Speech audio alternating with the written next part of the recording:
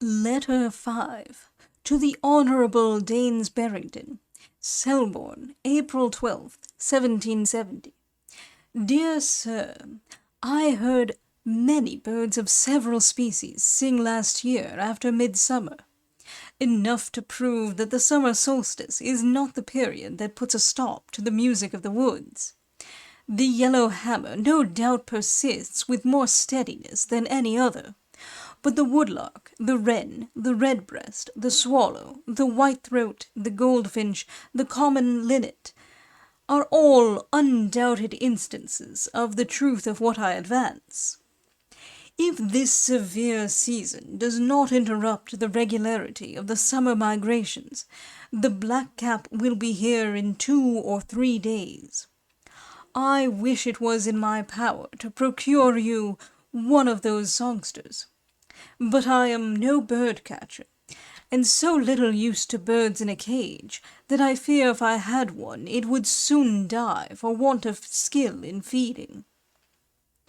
Was your reed-sparrow, which you kept in a cage, the thick-billed reed-sparrow of the Zoology, page 320, or was it the less reed-sparrow of Ray, the sedge-bird of Mr. Pennant's last publication, page 16? As to the matter of long-billed birds growing fatter in moderate frosts, I have no doubt within myself what should be the reason.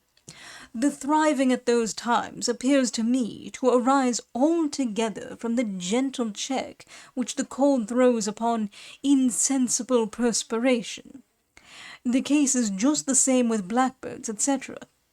And farmers and warreners observe, the first, that their hogs fat more kindly at such times, and the latter, that the rabbits are never in such good case as in a gentle frost.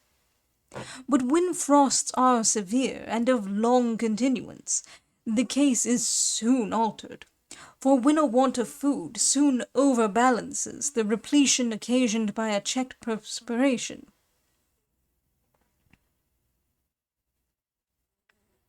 I have observed, moreover, that some human constitutions are more inclined to plumpness in winter than in summer.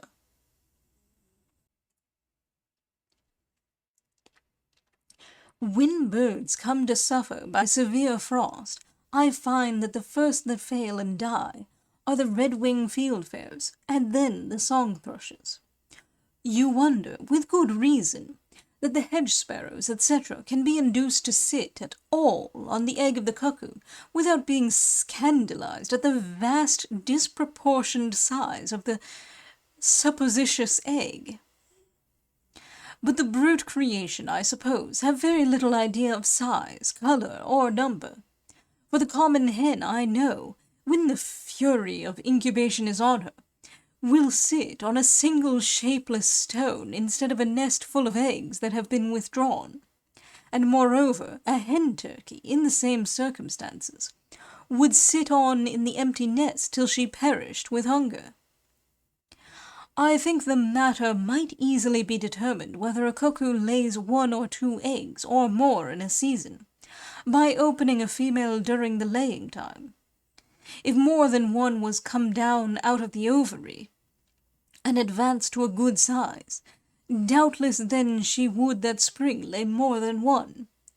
I will endeavour to get a hen, and to examine. Your supposition that there may be some natural obstruction in singing birds while they are mute, and that when this is removed the song recommences, is new and bold. I wish you could discover some good grounds for this suspicion. I was glad you were pleased with my specimen of the caprimulgus, or fern owl. You were, I find, acquainted with the bird before. When we meet, I shall be glad to have some conversation with you concerning the proposal you make of my drawing up an account of the animals in this neighbourhood. Your partiality towards my small abilities persuades you, I fear, that I am able to do more than is in my power. For it is no small undertaking for a man unsupported and alone to begin a natural history from his own autopsia. though there is endless room for observation in the field of nature, which is boundless. Yet investigation, where a man endeavours to be sure of his facts, can make but slow progress, and all that one could collect in many years would go into a very small compass.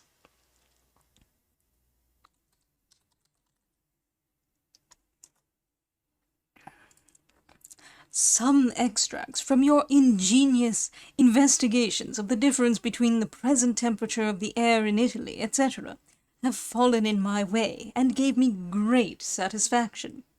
They have removed the objections that always rose in my mind whenever I came to the passages which you quote. Surely the judicious Virgil, when writing a didactic poem for the region of Italy, could never think of describing freezing rivers, unless such severity of weather pretty frequently occurred. P.S. Swallows appear amidst snows and frost.